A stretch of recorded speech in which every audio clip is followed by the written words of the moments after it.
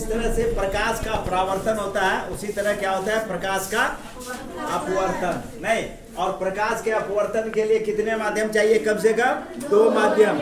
और इसमें क्या होता है, जब एक माध्यम से दूसरे माध्यम में प्रवेश करती है किरण तो वह अपने रास्ते से क्या होती है, विचलित हो जाती है। नहीं, उसी को हम लोग क्या कहते हैं, विचलन, या उसी को कहते हैं अपवर्तन, या उसी को हम लोग क्या कहते हैं, अपवर्तन की घटना या विचलन की घटना। अगर पूछे परिभाषा तो वही लिख देना, ठीक है।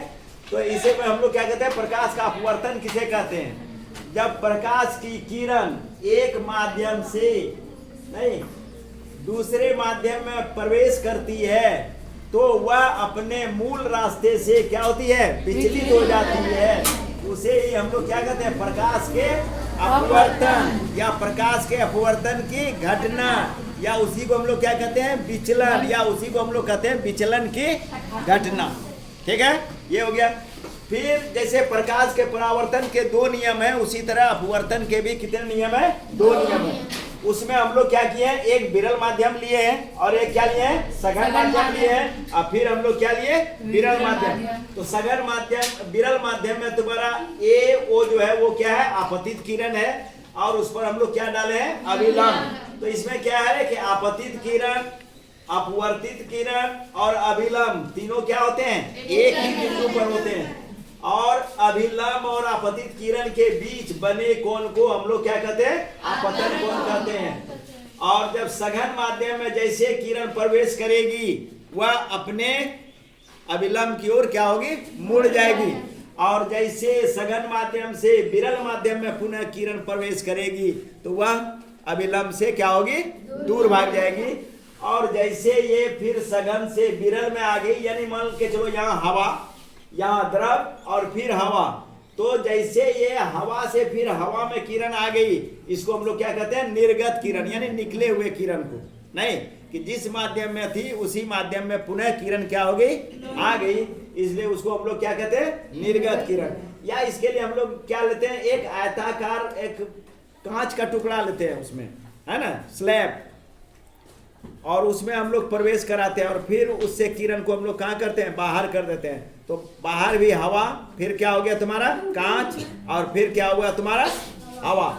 तो जैसे हवा से कांच में प्रवेश करेगा तो कांच क्या हुआ, हवा से सघन नहीं हुआ, इसलिए कांच में क्या होगा कि किरण अभिलंब की ओर क्या होगी, मुड़ जाएगी। और जैसे अभिलंब से फिर हवा में आएगी तो वो अभिलंब से क्या होगी, दूर भाग जाएगी। तो इसी का इस पर हम लोगों का क्या है, 2 गो नियम है। फिर नहीं तो प्रकाश के अपवर्तन के कितने नियम होते हैं, 2 नियम। पहला नियम क्या है, आपतित किरण अभिलंब, जैसे लिख सकती है, कोई दिक्कत नहीं है। आपतित किरण कोई लिखेगा कि नहीं, अपवर्तित किरण तो वही लिखो, कोई दिक्कत नहीं है। आपतित किरण, अभिलंब और अपवर्तित किरण तीनों एक ही तल में होते हैं। दूसरा नियम क्या है कि आपतन कोण की ज्या, ज्या का मतलब साइन, और अपवर्तन कोण की ज्या माने फिर साइन नहीं का अनुपात एक स्थिरांक होते हैं, जहां उसको हम लोग क्या कहते हैं, म्यू। इसको हम लोग क्या कहते हैं, म्यू। तो म्यू में इस तरह से होगा, ये है ना, यानी कि u लिखना है और इसमें ये लगा देना है, यही हो गया तुम्हारा म्यू। ठीक है, तो म्यू बराबर हो गया साइन आई बटे साइन आर, यानी आई तुम्हारा क्या हो गया, आपतन कोण, जो परावर्तन कोण में क्या किया है, परिभाषा दिया गया है। ठीक है, आपतन कोण वही इसमें भी है जो प्रकाश के परावर्तन में आई का मान होता है। ठीक है, अब चलो ये कौन हो गया, अपवर्तन कोण। अपवर्तन कोण में क्या हो गया रे, कि अभिलंब और अपवर्तित किरण। अपवर्तित किसको कहते हैं, जब किरण किसी में क्या हो जाए, प्रवेश कर जाए, तो अभिलंब और अपवर्तित किरण के बीच बने कोण को हम लोग क्या कहते हैं, अपवर्तन कोण कहते हैं। नहीं, या इसको हम लोग क्या कह सकते हैं, विचलन कोण भी कह सकते हैं। अगर पूछ दे विचलन कोण किसे कहते हैं, अपवर्तन कोण किसे कहते हैं, तो परिभाषा वही देना है कि अभिलंब और अपवर्तित किरण के बीच बने कोण को हम लोग क्या कहते हैं, विचलन कोण कहते हैं। ठीक है, अपवर्तन विचलन सब एक ही है। ठीक है, जैसे कि ये किरण को हम लोग क्या कहते हैं, अपवर्तित, और नहीं तो क्या कहेंगे, विचलित किरण कहेंगे ना। इसलिए कि यह अपने रास्ते से क्या हो जाती है, विचलित हो जाती है, इसलिए वो कौन सा किरण कहलाएगा, विचलन किरण भी कहलाएगा। इसलिए अभिलंब और विचलन के बीच बने कोण को हम लोग क्या कहेंगे, विचलन कोण कहेंगे, या इसको हम लोग क्या कहेंगे, अपवर्तन कोण कहेंगे।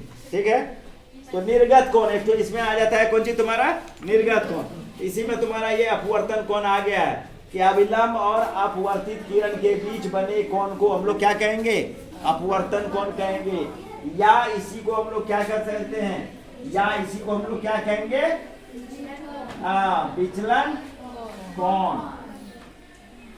ठीक है, क्या कहेंगे हम लोग, विचलन कोण। अब एक आ गया निर्गत किरण। तो निर्गत किरण माने क्या, जिस माध्यम में गई थी उसी माध्यम में फिर किरण आ जाए, उसी किरण को हम लोग क्या कहते हैं, निर्गत किरण कहते हैं। तो निर्गत किरण और अभिलंब के बीच, ना रे, अभिलंब और निर्गत किरण के बीच बने कोण को क्या कहते हैं हम लोग, निर्गत कोण कहते हैं।